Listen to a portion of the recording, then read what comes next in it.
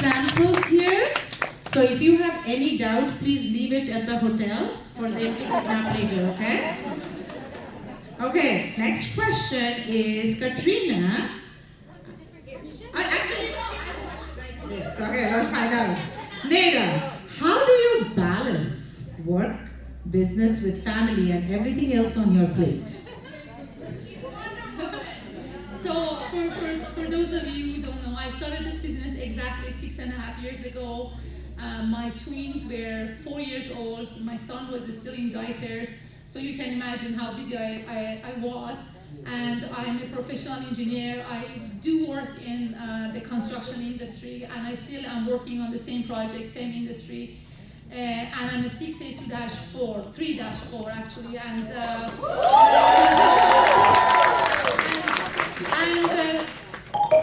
before you continue, Neda, because there are so many 1As and 2As who don't know what the meaning of 6A, 2-, up.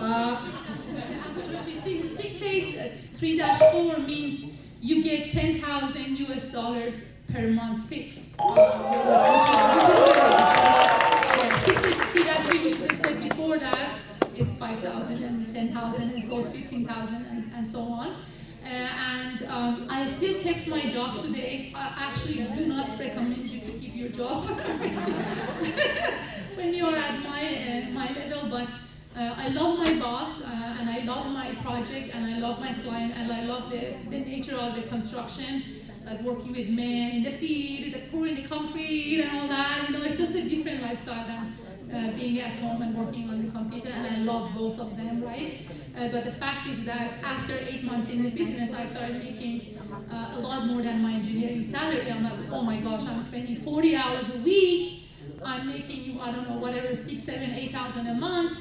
Now I'm making 12,000, it's getting to 14,000, 16,000 a month and more, right? So I'm like, you know what, why don't I just focus on the business a little bit more, right?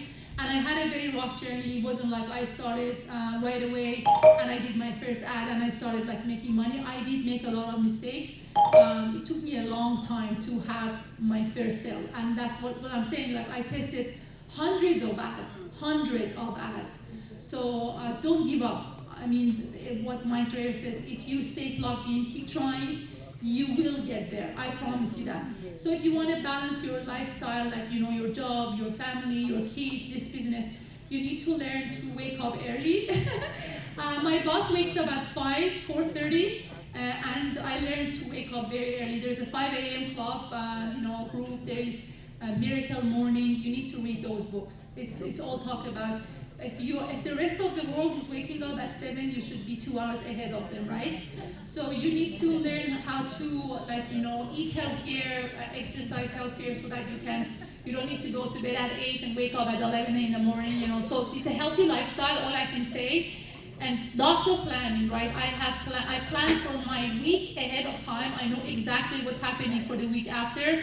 And also the night before, I know exactly what I'm going to do the next day, right? It's not like I wake up and I'm like, oh, let me see, what I should do. I know I'm right now. Like I wake up, I just do my morning prayer. I always start my day with a prayer. I start my day with a gratitude. I'm grateful that my husband is alive, that my kids are there with me, that I have a roof above my head, that I'm healthy, that I can get off the bed. I always start my day with gratitude, and I thank God for that.